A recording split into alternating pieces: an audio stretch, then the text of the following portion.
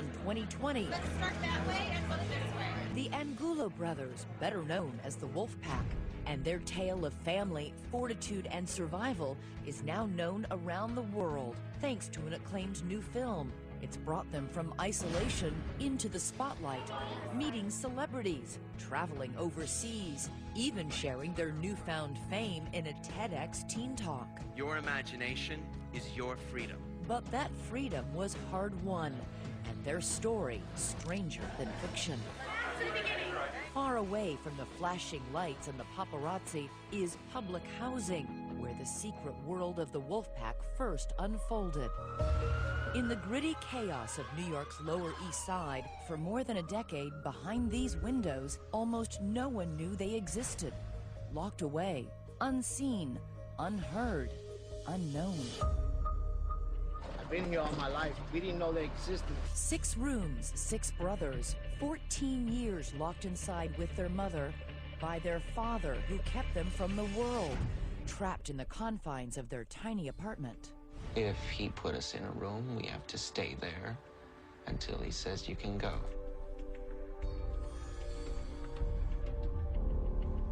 With no friends and no freedom, the boys have just one escape, what would be their salvation. Movies. Thousands of movies. As far back as I can remember anything, like as far back as I can remember loving my mom, I remember movies. They were like a door into another world. In many ways, movies saved your lives. I think, in a way, movies, they shaped us who we are. They memorized them, reenacted them, even costumed themselves in imitation, like Travolta and Jackson in Pulp Fiction. Don't be looking at me like that, right? I can feel your look. Tonight, a story about the power of film, of imagination, and the Wolfpack's astonishing journey to freedom. It's now or never.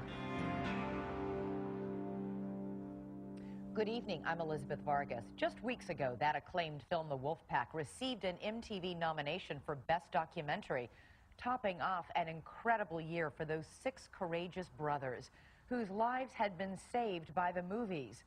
That is, until they became their own movie. And even then, no one could have predicted the changes in store from when I first met them and where I first met them, back where their incredible story began. It's a New York City public housing development, home to some 800 people. I am a rare visitor to the apartment where the Angulo family lives. Come on in. 21-year-old Mukunda invites me in, show me the home that was his prison for 14 years. The apartment is 1,000 square feet. The largest space is this living room. That's 2 of me. Yes. Yeah. It is small. The apartment home to 7 children and their mother Suzanne and their father Oscar. He had the only key to the front door, and only he could use it. So this was always locked? Always. His father blocked the door with a tall ladder to keep intruders out, and his wife and children in. And when you lift the ladder, it'd make a loud, so he would know if anyone was attempting to go out. Oscar creates their own fortress of solitude. In these home videos, scenes of the strange world in which they lived.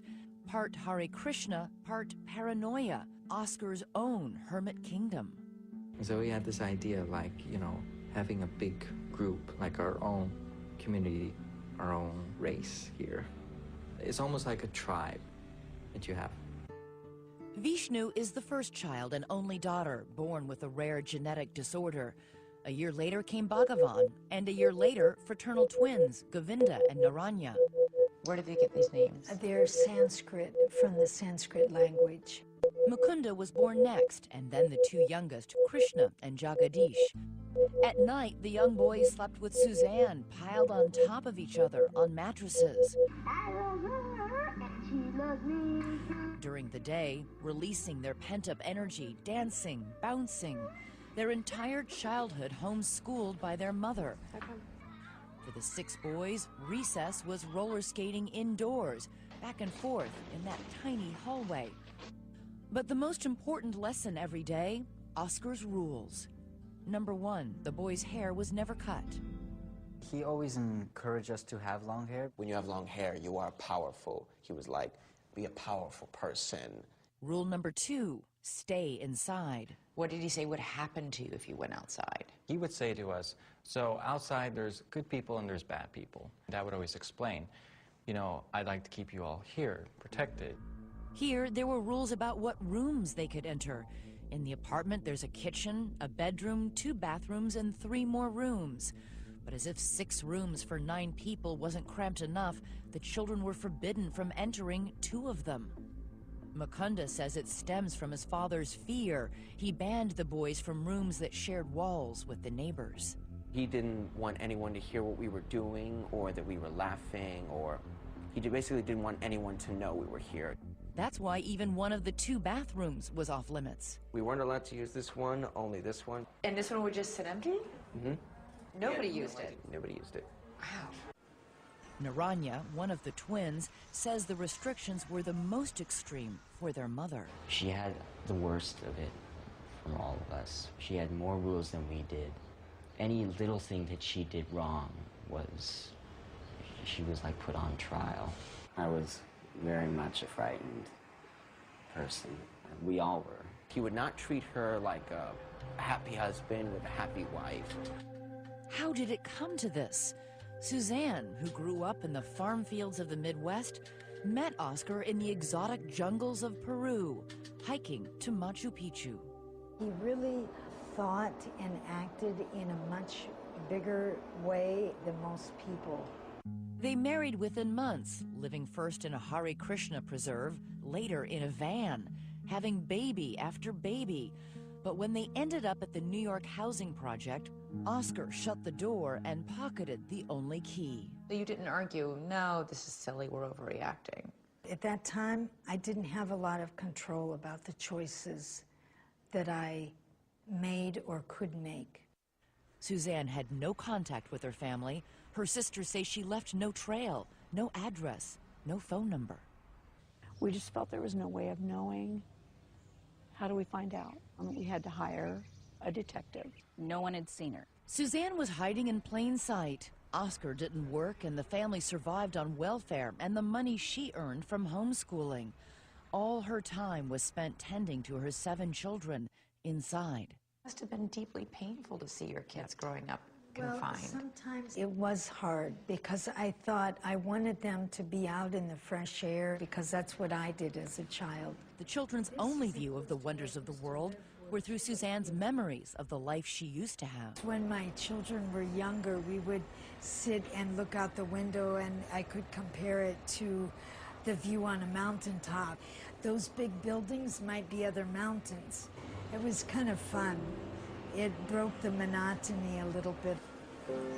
Oscar would grant rare outings with more rules.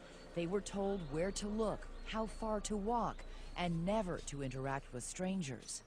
We would go out in the summers mostly because it was nice out. So how many times a year would you go out? Sometimes 5. One? One, and then, yeah, then 1 year, not at all. And then the winter came, and we never went out in the winter. The only freedom Oscar did allow, what would become the boys' one true escape, was movies. How many hours a day would you watch these movies? All day. A whole day? every day. How many movies have you seen? Let's just say over 10,000 movies. You've seen over 10,000 movies? Like, at least. With no outside friends, no outside activities, it was total immersion, an obsession. If I didn't have movies, life would be pretty boring. It makes me feel like I'm living, sort of, because it's kind of magical. Next, the power of imagination. The brothers sustaining life inside the walls, creating a world of their own by recreating the movies they love. Until the day when that's no longer enough. And one brave brother decides it's time for his own great escape. It's now or never. I'm going to do it now. Stay with us. They were 6 brothers locked in a cramped apartment for 14 years. Their father gave them free rein to just one thing. I don't shine shoes anymore. Movies. They were the boys' only window to the outside world, losing themselves in the wilderness of the last of the Mohicans. the streets of Sicily in The Godfather, and the gritty New York underworld in Goodfellas. I wonder about you sometimes, Henry. You may fold under questioning. The films were more than entertainment, they were salvation. The movies taught us, like, sort of how to speak to one another. Talking to me? How you interact with another person, then have an opinion. Marvin, what do you make of all this? With hours, days, weeks, months, years to fill, they would watch their favorites again and again. The Dark Knight, Pirates of the Caribbean, Blade Runner, Taxi Driver, Apocalypse Now, Citizen Kane, No Country for Old Men, Halloween, Gone with the Wind, Sunset Boulevard, The Thing. At some point, simply watching is not enough. Mr. White. The boys decide to become a part of the movies they love.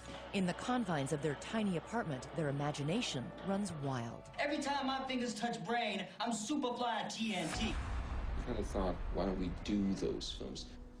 Be those characters. They painstakingly transcribe every word, spending weeks creating handwritten scripts, homemade costumes, and props. Inglorious Bastards. How many scenes in the movie is this? Well, this is the whole movie. This is the whole movie? Every word that is uttered in that movie. And that's every word that's uttered in Pulp Fiction? Yes. Yes. You've got to be kidding me. With every line, every hand gesture, every expression memorized, they assign parts and perform. Their only audience is themselves. Scenes from Reservoir Dogs. From Pulp Fiction. Don't be looking at me like that, right? I can feel your look. Batman. Every punch choreographed.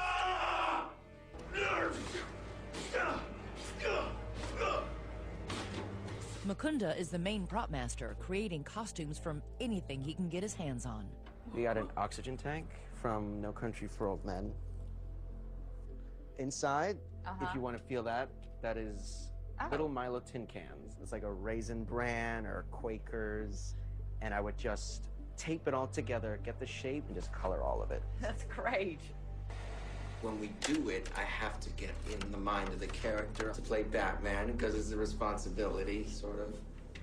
That sounds pathetic to some people but to us and to our world, it is very personal. Did you guys ever look out the windows at other people on the street and wonder what their lives were like? It was kind of like, oh, look at that, that's a school bus, these kids are going to school, just like in the movies. As for the neighbors they never saw. We make up characters out of them. Like if we hear yelling or like loud music, we'd be like, that sounds a little bit like Goodfellas partying. Maybe Robert De Niro was living in there. We just imagine a lot. Sort of what you miss out on, you make up in fantasy. For 14 years, they are confined, from first teeth to first words, young boys becoming young men. As they grow, the 4 rooms they live in grow smaller. The claustrophobia becomes stifling. It's scary to want to break out of that box. Then, in 2009, their prison shrinks even further. Oscar, perhaps sensing his growing son's growing restlessness, covers the windows that winter with blankets, sealing off the one remaining link to the outside world. When that was happening, we couldn't even get sunlight looking out the window. I started getting a little like, all right, enough is enough. It is 2010. The tension in the tiny apartment has mounted. It starts to reach like a volcano point where something is starting to erupt.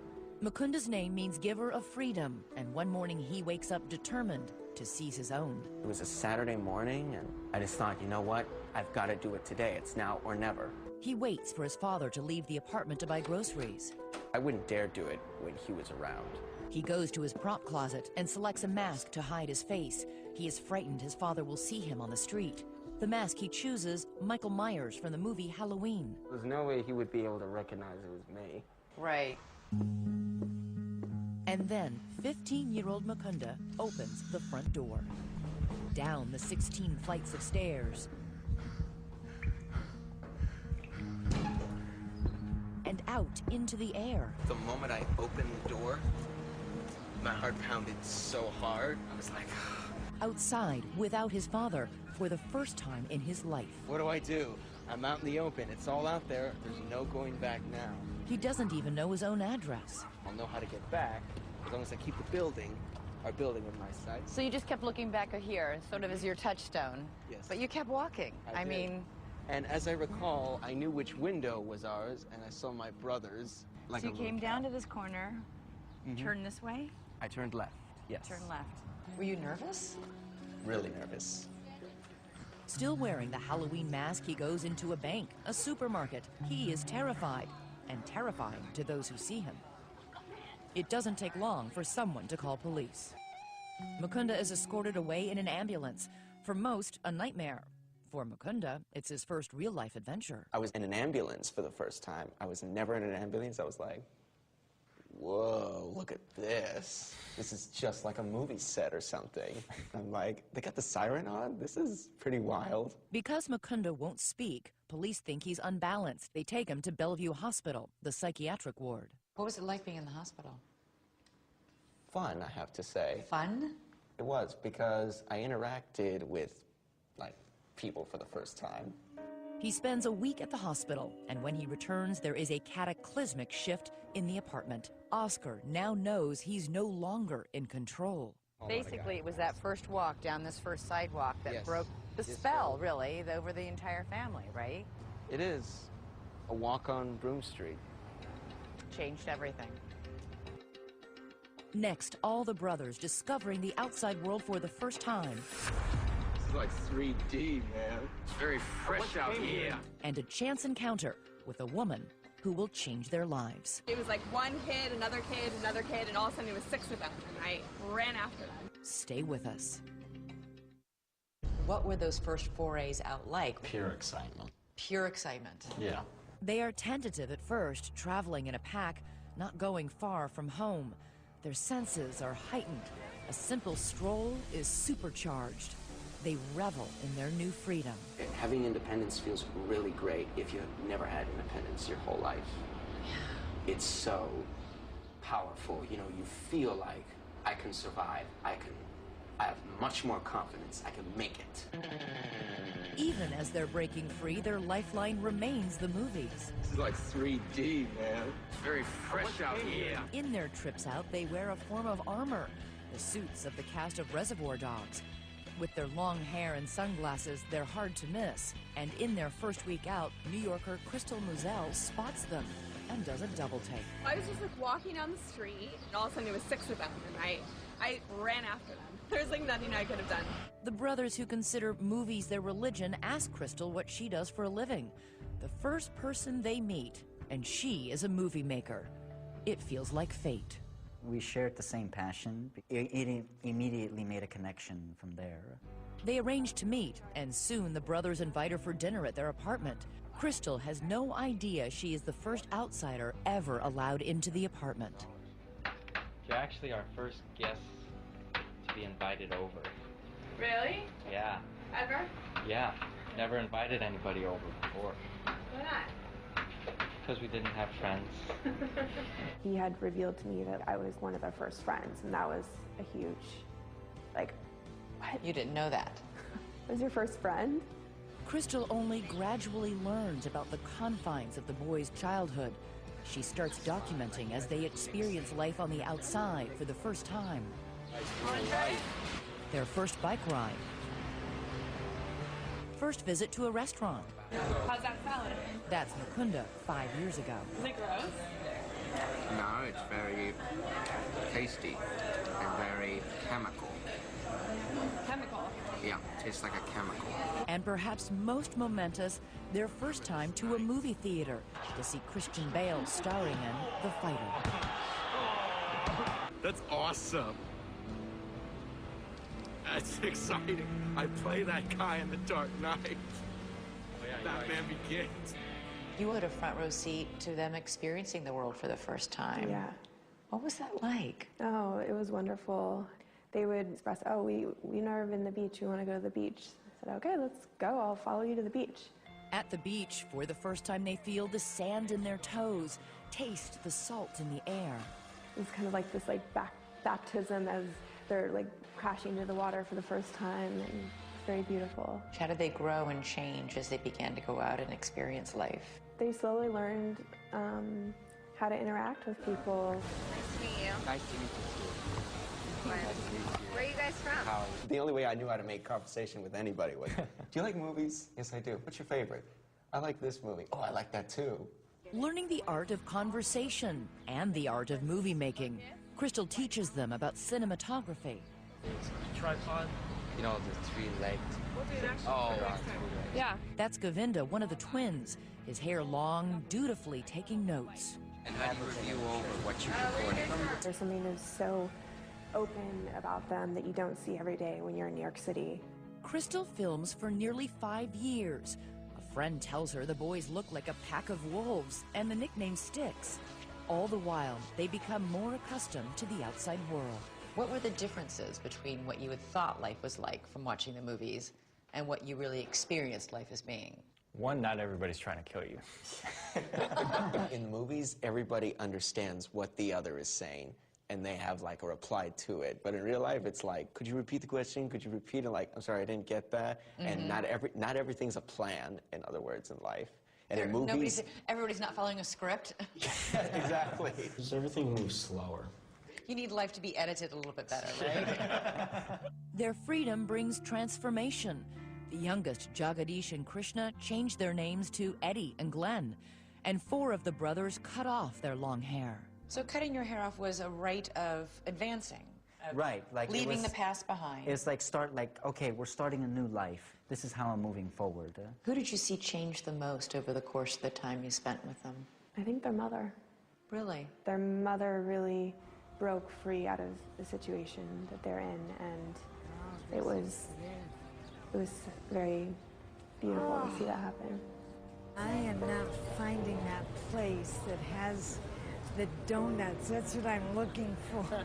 You've gone from living where you never were allowed to go out unless Oscar said you could, to now going out every single day. Yes, I feel now like I've stepped back into how I really know myself. Do you have regrets? Do you wish that you had claimed that part of yourself sooner? In some ways I have regrets, but in many ways it's been a journey for me. And I feel like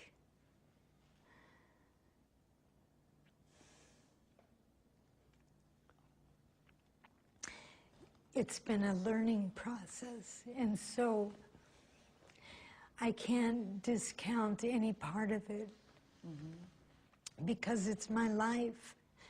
And that would be like saying, oh, I wish I hadn't lived for those years, and I never feel that.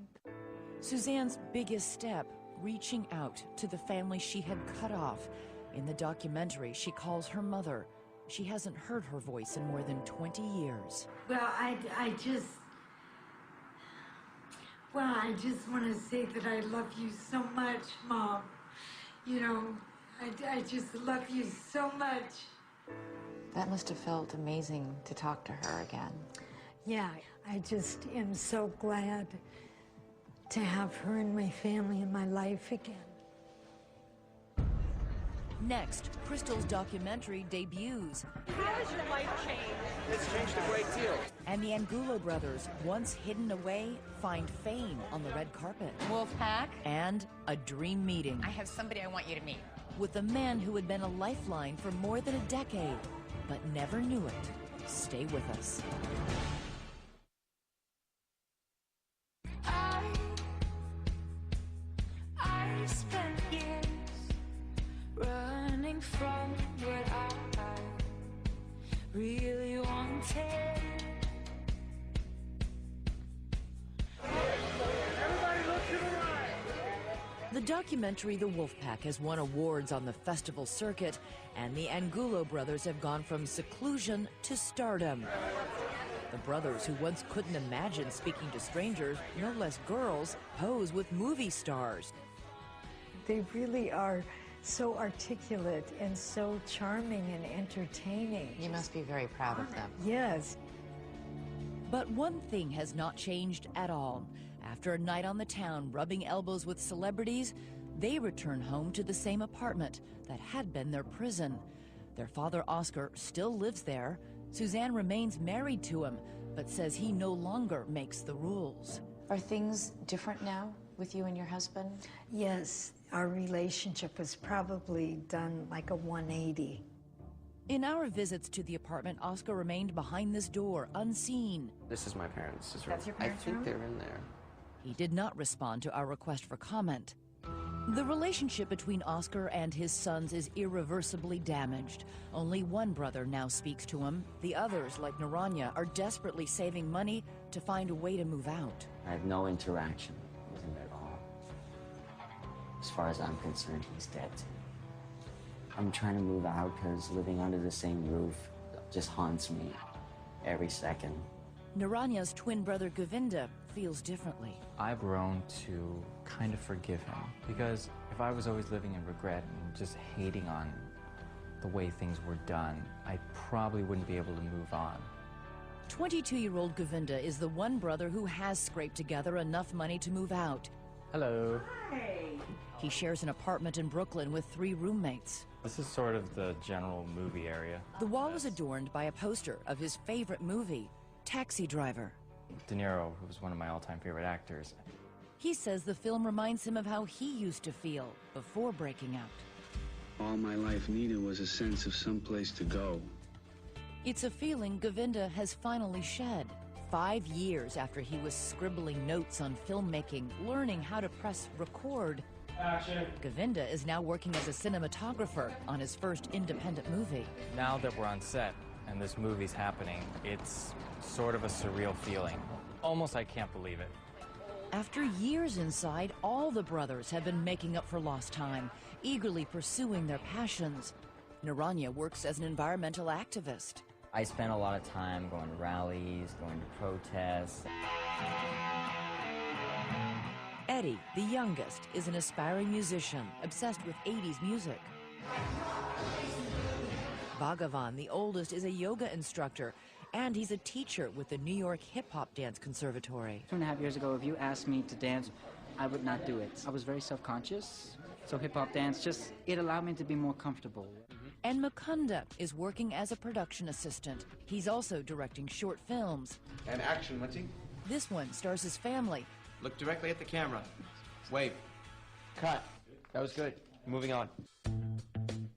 And all the brothers are still obsessed with the movies, what got them through the darkest times. So we decided to make a dream of theirs come true.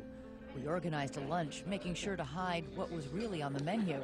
A surprise introduction to a man who was their lifeline in those dark days locked in their apartment. Hey guys, I need all your attention for 1 second. I have somebody I want you to meet. Wolfpack, meet Robert De Niro. Their reaction, Oscar-worthy displays of shock. Robert. Mr. Robert De Niro, it's an honor to meet you. Robert, Govinda. Mukunda. They're tongue-tied, starstruck. Narayana. We were just talking about you. And after they sit to break the ice, Narayana asks the question Crystal taught them to use when they first started talking to strangers. What are some of your favorite movies? I like, Lawrence of Arabia, On the Waterfront. What's the one with Montgomery Clifton, Elizabeth Taylor? Place in the Sun. Place in the Sun. Wow. You've seen more movies than I have, I'm sure. Just days before meeting Robert De Niro, the boys had actually filmed a tribute to him, dressed in character, down to the mole on his cheek, reenacting their favorite scenes. Get it out of here, right? I don't care where you got it, just bring it on back from where you got it. Get out of here, Never rat on your friends, and always keep your mouth shut. You don't hear the word no very often, do you? I hear it all the time. It's just more like, no, please, no, no. Why didn't you make your payment last week? What are you talking about? Yeah, I made my payment last Tuesday. What are you talking about? You guys know the films that I've done better than I do, probably. That's right. They're all smiles for their photo op, and for the Wolfpack, a simple cheese won't do. Everybody say Johnny Boy. Johnny Boy. Where's that from? Main Street. Once their idol leaves, Bye. the brothers erupt in joy and disbelief. Please get in here. Hey guys. Oh, you're oh, I'm so glad I love you. You are so welcome. I'm going to remember this forever. Next, here we go. A cloud nine of a different sort. Hi, everybody. And another pinnacle. You can do it. For the family to reach. Yes! It's really a dream come true. Stay with us.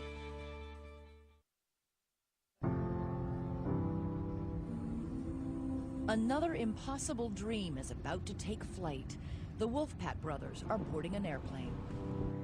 Our cameras rolling as they begin their journey from New York to Michigan for an event more than 20 years in the making. We are all on our way to meet our family on my mom's side. We're all here. A family they'd only heard of, never met. Once the seatbelt sign's on. Nervous, excited. It's alright. 5 years earlier, this is what Mukunda shared with filmmaker Crystal Mazel. Do you know who any of your relatives are? Never met him. How come? Because we've always been here. Here in their cramped apartment, in which they were locked away for 14 years, the boys and their mother Suzanne, cut off from her family for decades. I have not seen Suzanne for 23 years. They tried to find out because where she was and no luck. It's overwhelming. We thought Suzanne was dead. The love has not stopped. And now 2020 has arranged for everyone to meet. Here we go. Ready. 75 miles from Chicago, a first glimpse into their mother's past. So this is how you grew up, all Yes. this land. So We used to play in woods like this and build forts. Their destination, a little town on the shores of Lake Michigan called Three Oaks. Its entire population is barely double that of the Wolfpack's housing complex. Suzanne's family has prepared a classic Midwestern picnic, tables loaded with food. They even made Wolfpack family t-shirts. And as the car pulls up, Yay! the enormity, the power of this moment is overwhelming. Shoot. What? Look at that. There's everybody. Look at that. wait, I can't see Oh it. my gosh. Oh dear. Oh my God. That's a lot of people. The brothers who quietly endured so much to make it this far must gather the strength to take that final step. Bro, hold my hand. I need your hand. Oh my God. Let's go. Here we go. Okay, come on.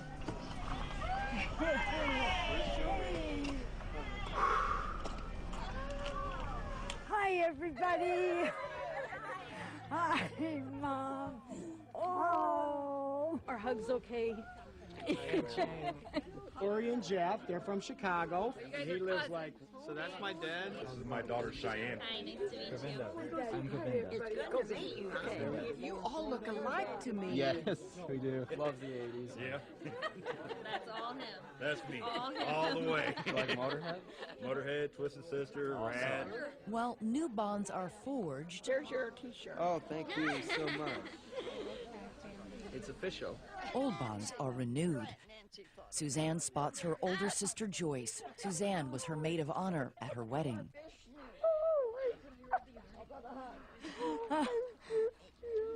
Oh, I missed you too. I love you so much. They have 26 years of lost time to make up. Oh my gosh, you just don't know. You didn't know Yeah, that? I just don't know how many years.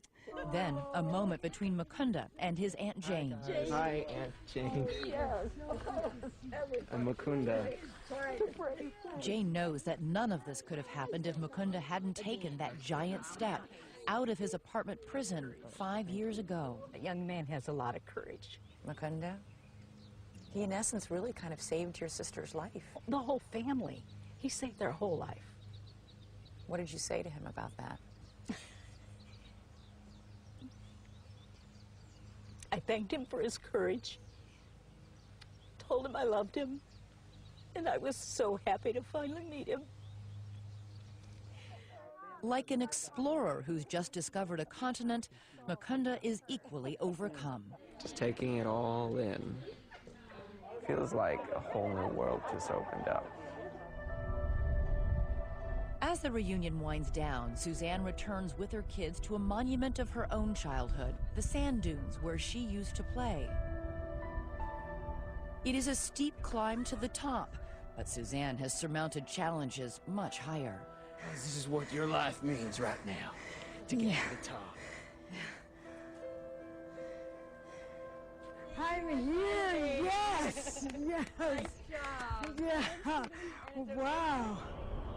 Even here, with the unmatched majesty of nature, Suzanne and the boys still rely on movies as their touchstone. You know what it's like? The Last of the Mohicans.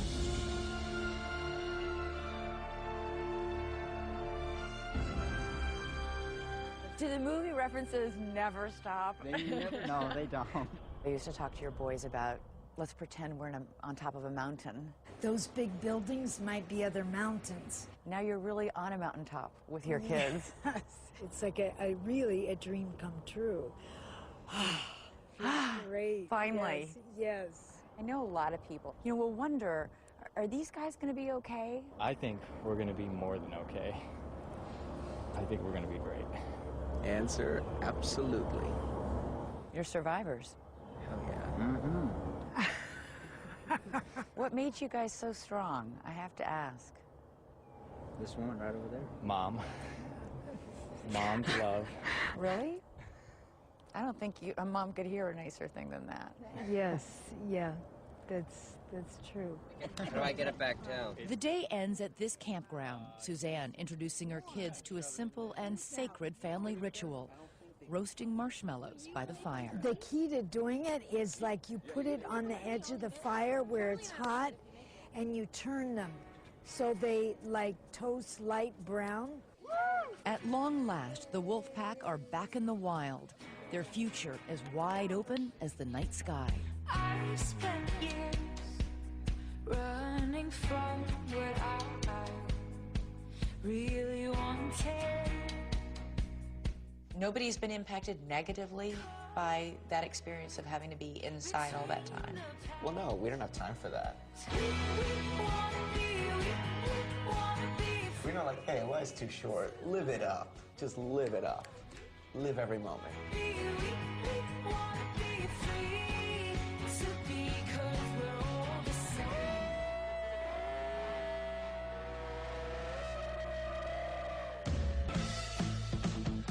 Next, one brother takes a big step. More on the Wolfpack's new lives. Stay with us. The Wolfpack's new lives have expanded far beyond their small apartment. They are now a whirlwind of activity and adventure. It's been a really fun ride. It's been nonstop. A lot of great experiences. They've seen the stars on Hollywood Boulevard and met them, posing for pictures with actors like Christian Slater and Mark Ruffalo. And the Wolfpack has been traveling the world, their press tour taking them from Abbey Road to the Coliseum, each new place a touchstone to a treasured movie. London have reminded us of films such as Oh Lucky Man or Harry Potter. And there have been plenty of firsts. Govinda has a new passion. Experiencing crazy roller coasters. It's one of the most exciting things you can do. Hello, everyone. And Mukunda, in addition to giving speeches, is learning another skill. I'm like learning to drive a car. And girls? Yeah, there's been a couple of romances in our lives. But the biggest voyage only took a few miles. Narayana, who desperately dreamed of leaving the family's Manhattan apartment, has finally moved out to Brooklyn. And he's cut his hair. A freeing gesture that, it turns out, is a nod to yet another movie. He just wanted the Serpico look. He's been wanting that for a long time. He just wanted a beard to go with it. He's now the second brother to be out on his own. And we wish Narayana and the rest of the pack the best of luck. And if you haven't seen it, The Wolfpack is now available on DVD, iTunes, and Netflix. Thanks so much for watching tonight. I'm Elizabeth Vargas. For David and all of us here at 2020 and ABC News, have a joyful Easter weekend.